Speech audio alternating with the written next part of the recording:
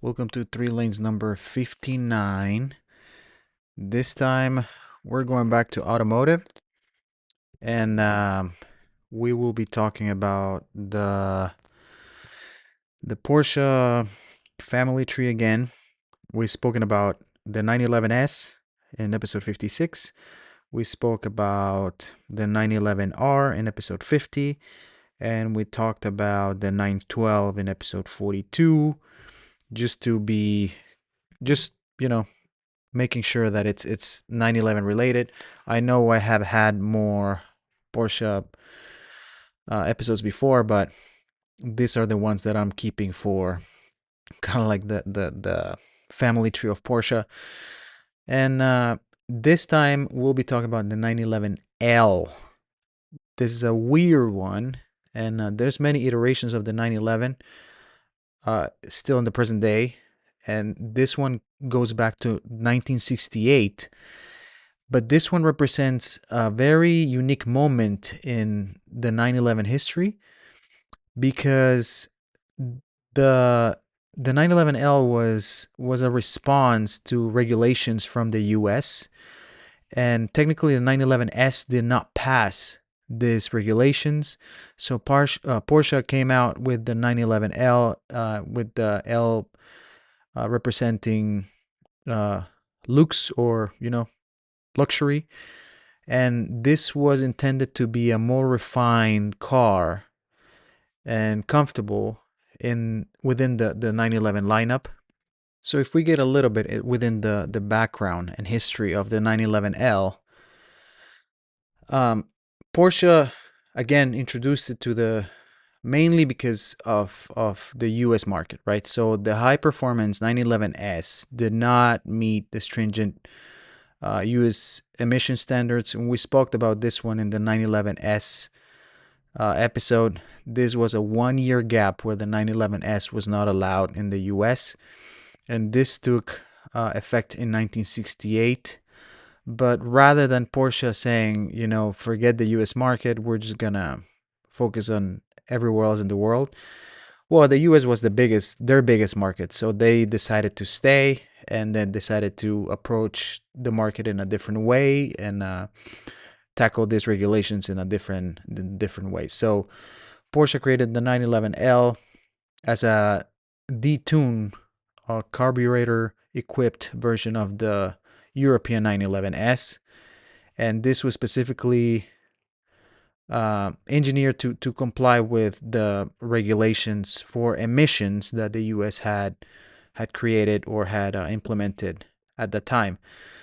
The the model retained a lot of the performance features of the S, including the four-wheel disc brakes, 5-speed manual transmission, and the suspension setup.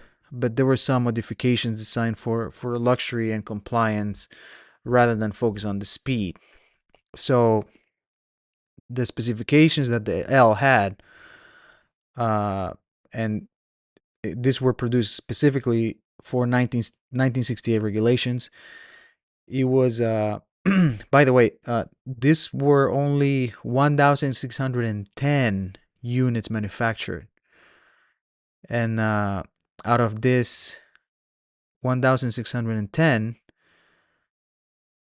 1,169 were coupes and 441 were Targas. So if you have a 911L Targa, you have a super rare car. But for the American market alone, only 499 units were built, making it extremely rare. So powered by a 2.0 air-cooled flat-six engine, producing 130 horsepower, 6,100 RPM, and 129 pound-feet of torque. The 911L had a top speed of 131 miles per hour, and it was, again, you use carburation rather than fuel injection that was implemented in the S. If you want to know more about the S, then go back to that episode and you can hear more about it. But the 911L went from 0 to 60 in 8.3 seconds. Super fast at a time. not today. The model was about 2,380 pounds, and he had still the rear engine rear-wheel drive layout. Some of the distinctive features: he had a softer suspension compared to the S.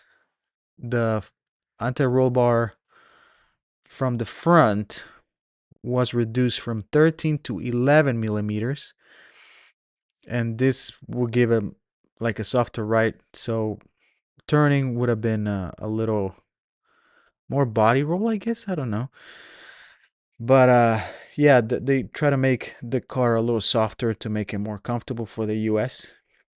But the US specification engine had a V-belt driven air pump to inject air into the exhaust manifolds during deceleration, and this allowed the model to meet emission standards. So they injected more air during operation to make it emission legal. Some of the visual identifiers from the L had a small side marker, lights not integrated into the tail lights, a brushed aluminum dashboard, and different handles. But the buyers could also choose either a coupe or targa body style, like mentioned before, and the latter being, like I explained it last time, it's, think of it like, if you know what a T-top is from muscle cars, it's technically similar. You can remove part of the roof, kind of like the center part of the roof, and it makes it almost like a convertible, but not completely. Some of the legacy, we could say, that the L had, and despite being marketed as a pure sports car, the L had an unusual middle ground. It was the most expensive Porsche offering in the US at the time, commanding a $600 premium over previous offerings. Just the scarcity alone of the model make it very collectible today. But some auction values have exceeded around $580,000. So this for exceptional examples, by the way. But that's where the market stands at the moment.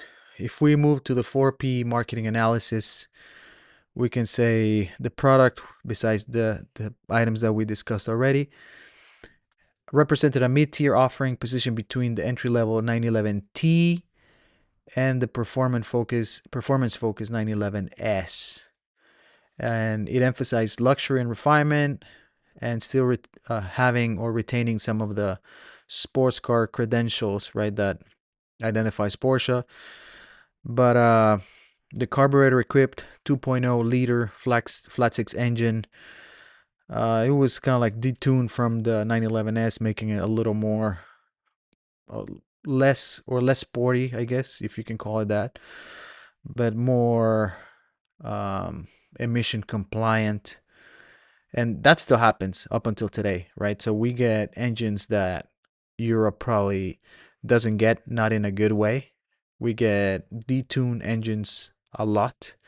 You can see that in Volkswagens, mainly to comply with emissions. Well, speaking of Volkswagen, right, because of the whole Dieselgate. So let's not get started with Volkswagen. But the next P price, it was around $600 more than the base 911 in the US, and he made it the most expensive Porsche available. So what I have here is Deutsche Marks. It's 21,450, and if we make the conversion from let's see, 1968 DM to USD today.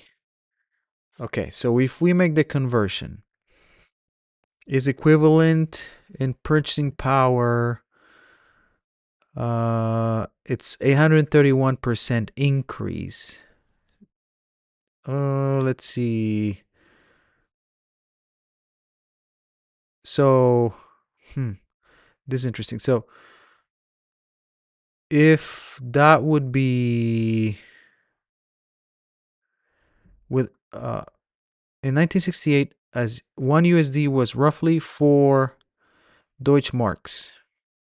Okay, so if 1 Deutschmark was, well, no, $1 was 4 Deutschmarks, then it was around 12,655, right? Because we're talking about 21,450, so that would be around $12,000, 655. So let's say a regular Porsche was around $12,000. This one was 12,600. That's what we're talking about. Nowadays, I don't know how much that would be. I would have to calculate according to inflation, and I'm not going to do that. Place next P is the production was geographically focused on the American market, with only 499 units manufactured specifically for US sale. So remember, we said there was like 1,600 units created or manufactured. Only 499 units were made for the US, and the rest were worldwide. So this makes this car here in the US very, very rare. This market-specific production underscores Porsche's strategy commitment to the lucrative American market. But here the emissions and regulations drove to the model's creation, right? So it was created specifically for the US. The limited availability, again, and particularly here, again, makes it a very, very collectible car. Promotion. Porsche marketing emphasized racing heritage, just like today, and sports car authenticity, despite the 911S being made softer, we could call it. But Porsche's racing heritage is undeniable, so they use that as a marketing tool, just like Rolex used the sports watch heritage for as a marketing tool, or like Omega uses the moon landing to promote the Speedmaster. We see it everywhere all the time.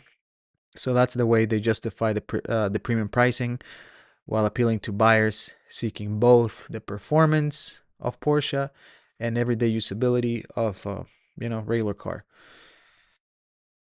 So again, here we have it. This is the 911L. This is a luxury parentheses in Porsche's history. It's kind of like the Porsche SUV before Porsche SUVs existed. I don't want to take too much time with this one. This is actually a perfect time to end it, because I don't want the episodes to be too long. I appreciate your time. If you have any feedback, any questions, comments, please let me know. I will see you next time.